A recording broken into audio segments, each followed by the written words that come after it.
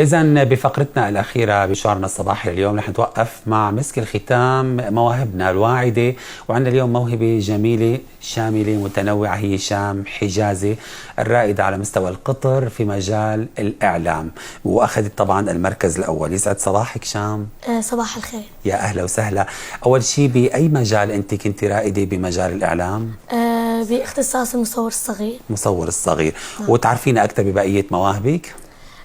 هلا كمان هواياتي الرسم والعزف. ما بحب ضيع وقت. حلو. بستثمر وقتي.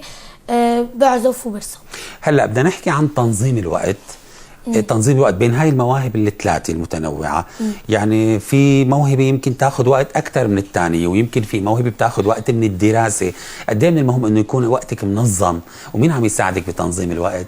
هلا عم بقدر انه كل واحد انه ياخذ نفس الوقت عن طريق بنظم الوقت. كل يومين او ثلاثه بروح على المدرسه التطبيقيه. بطور مجال الاعلام. او ايام العطل بعزف وبرسم. تمام. طيب هلا بدنا نسمع مقطوعه. كم مقطوعه محضرتي لنا اليوم؟ تنتين. نسمع هلا وحده، تفضلي. في وحده اسمها ليتلي رو.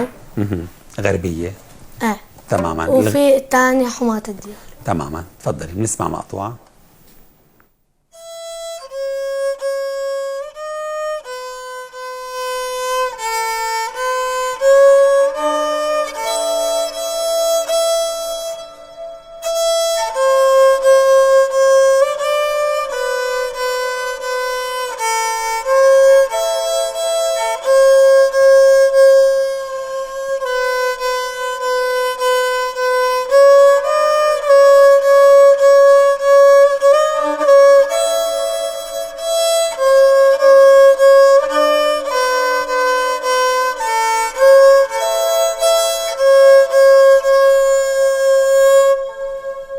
حلو.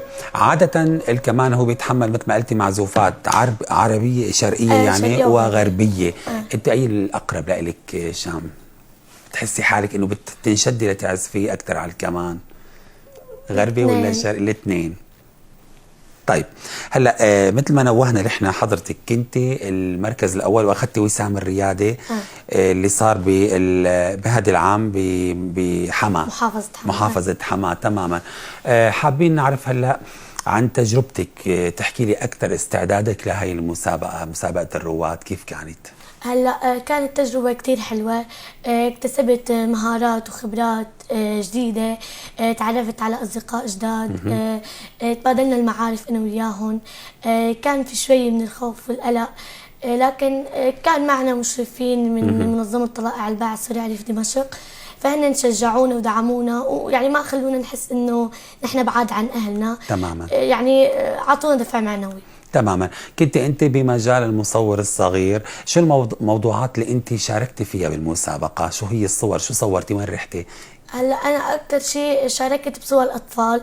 بحب صور بسمه الطفل، بحب صور الطفل هو فرحان سعيد. وكمان عرضت لهم ريبورتاجات وتقارير وافلام، يعني نوعت بالصور. تماما. يعني انه مو بس انت كنتي صور فوتوغراف، وانما كان في فيديو كمان. فيديوهات كمان انت شاركتي فيها. عاده الصوره بيكون لها شروط ومعايير لتكون ناجحه وهي تتميز عن غيرها من الصور. شو ابرز هاي المعايير؟ شو هاي الشروط اللي بتخلي هاي الصوره تكون فعلا هي بروفيشنال اكثر من غيرها؟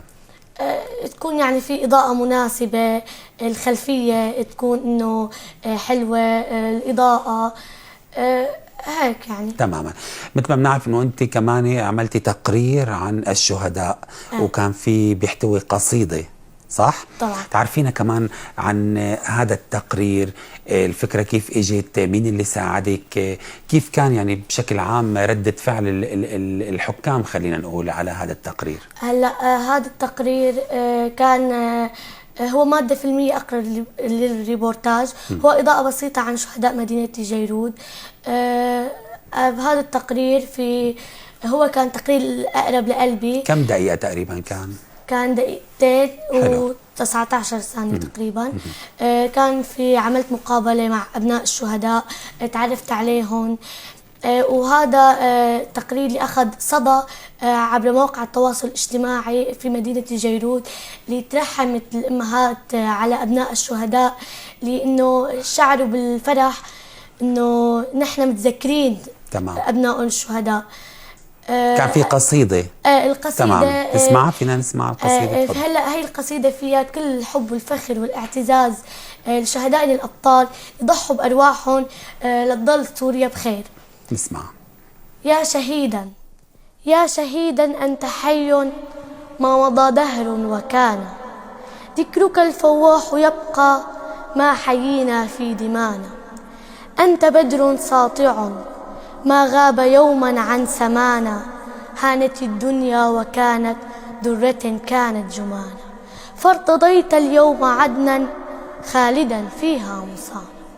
برافو عليكي. في مشاعر، في كتير احاسيس، ويمكن طبعاً هذا السر، التقرير. هذا السر اللي بيخلي الشيء ينجح لما بيكون طالع من القلب وبيحمل رساله بنفس الوقت. الرساله اللي كنت بدك توصليها من خلال هذا التقرير شو كانت؟ شو بتلخصي لي اياها؟ رسالة انه تذكير بالشهداء وفضلهم، انه تضل يعني لولا الجيش العربي السوري نحن هلا ما كنا بخير. فانه رسالة انه لهم دور مهم بالحياة، ويعني ذكرنا الناس بالشهداء. تماما. اكيد لما انت اخذتي الوسام، يعني مركز اول برواد الطلائع، هذا ما اجى عن عبث، انما في كان اهتمام وكان في تشجيع مسبق، خاصه من منظمه الطلائع فينا نقول. احكي لي عن العلاقه، صداقتك مع منظمه الطلائع، مع فرع الطلائع بريف دمشق، مع الفرع بالوحده اللي انت فيها، كيف دعموك؟ كيف ساعدوك؟ كيف شجعوكي كمان؟ انه هن قالوا لي انه انت انه قادره تحصلي على المركز الاول، شافوا انه عندي شغف ورغبه، فانه شجعوني دعموني، انه قالوا لي انه لا تخافي نحن معك يعني. تماما. عادة بشام بالمسابقات بشكل عام بيكون في منافسة، يعني احيانا واحد بيخاف، احيانا الواحد بيتشجع بيتحفز. انت شو كانت مشاعرك لما كنت عم تشوفي باختصاصك المصور الصغير؟ كمان كان في يعني زملاء لك مشاركاتهم كانت قويه. كان في منافسين كثير هناك، يعني حسيت بالخوف والقلق شوي، لكن انه عرفت انه انا انه وثقت بنفسي، وانه قلت انه خلص انه انا يعني اللي معي حلوين، وانه يعني ان شاء الله. المهم حافظتي على ثقتك بنفسك. طب لو كانت شويه الثقه انهزت، كنت اخذت الوسام برايك؟ ولا حدا غيرك خطفوا للوسام كان؟ ما بعرف، بس هي انه لازم نتحلى بالاراده، العزيمه، الاصرار، الجرأه. تماما. طيب كمان خلينا نتجه لموهبة تانية، هي الرسم. هلا هاي مجموعة من الرسومات اللي رح نعرضها.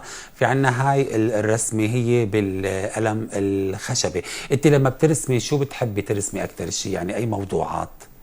هلا يعني شخصيات شخصيات كرتونية. طبعا في بالالوان الخشبية، الوان مائية. هاي الوان مائية، هي في عبارة بقلم الرصاص تظليل. هاي عن شو الرسمة هاي مثل ما عم نشوف على المونيتور؟ هاي منارة ولا بناء على البحر ولا شو؟ بناء على البحر. تماما.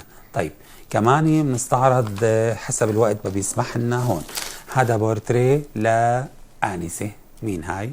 من خيالك ولا في حدا بتعرفيه؟ من خيال. من خيالي. قد ايه اخذت معك وقت هاي الرسمة؟ يعني شي نص ساعة تلوين ورسم. تماما. طيب هاي نموذج اذا كان شام من رسمات كتير حلوين، يعني بصراحة هاي اخر وحدة ممكن نعرضها. هاي كمان شخصية كرتونية وبسيطة كتير. لا انا حبيت اتعلم انه رسم، لانه اللي بيرسم بيعبر عن افكاره ومشاعره من خلال الرسمة. طيب هلا انا حابب نختم من خلالك انت، الكاميرا قدامك، كيف نحن ممكن نختم حلقة اليوم ونودع المشاهدين؟ شو بنقول لهم مثلا؟ وهكذا أعزائي المشاهدين نكون وصلنا إلى نهاية هذه الحلقة. أتمنى أن تكون نالت إعجابكم. شكرا على حسن المشاهدة، وإلى اللقاء في حلقات جديدة. تماما. وانا كمان بدي اشكرك على وجودك معنا وحضورك.